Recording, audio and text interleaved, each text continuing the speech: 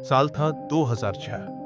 नोएडा, जहां बड़े बड़े ऑफिस, ऊंची बिल्डिंग्स और चकाचौंध भरी जिंदगी चल रही थी। लेकिन इस चमक के पीछे सेक्टर 31 के पास निठारी नाम की एक छोटी सी बस्ती में कुछ ऐसा हो रहा था जिसे सुनकर रूह कांप जाए। बच्चे एक एक कर गायब हो रहे थे, पर किसी को कुछ समझ नहीं आ रहा था। लोग कहते थे शायद भाग गए होंगे, पर कोई नहीं जानता था कि इन बच्चों की चीखें एक बंद घर के अंदर कैद थी।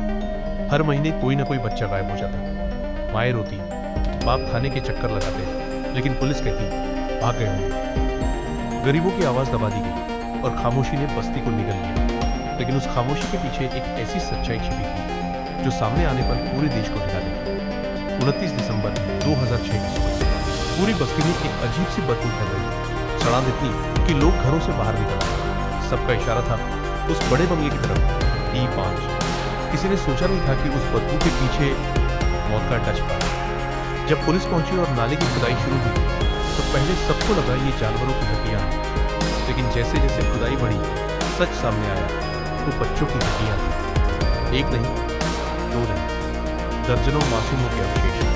पूरा निठारी दहशत में था और घर D5 अब मौत का घर कहलाता था। पुलिस ने दो लोगों को पकड़ा, मोनिंदर सिंह पंधेर और उसका नौकर सुरिंदर कोहली। पूछताछ में कोहली ने जो कहा उससे पुलिस भी हिल गई। उसने बताया कि वो बच्चों को घर बुलाकर मारते थे और फिर उनके साथ दरिंदगी करता था। लेकिन उसने कहा मालिक सब जानता था। अब सवाल था असली शैतान कौन है? जैसे ही खबर फैली, पूरा देश सड़कों पर उतर आया। न्यूज चैनल चिल्ला रहे थे निठारी का हाउस ऑफ हॉरर। माए कैमरे पर रो रही थी, भीड़ फांसी के नारे लगा रही थी। हर कोई जवाब चाहता था। इतने साल तक पुलिस रही कैसे रही? मामला कोर्ट पहुंचा। कोहली ने सब कुछ कबूल किया, कैसे बुलाया, कैसे मारा, कैसे छुपाया। मनोवैज्ञानिकों ने कहा वो एक मानसिक रोगी है। पंधेर ने खुद को बेगुनाह बताया, कहा मुझे फंसाया गया, अब देश बढ़ गया, कौन देगा, कौन देगा? दोनों को मौत की सजा हुई। लोगों ने कहा अब न्याय हो। लेकिन सालों बाद अदालत ने सबूतों की कमी बताकर उन्हें बरी कर दिया। पीड़ित परिवारों को नीति दूसरा किस्सा, बच्चों को खोया, अब न्याय हो। आज वो घर D5 खामोश खड़ा है। टूटी खिड़कियां, बंद दरवाजे और दीवारों पर अभी भी डर की वर्षा। निठारी आगे बढ़ गया, लेकिन जिनके बच्चे खोए उनका समय बढ़ गया।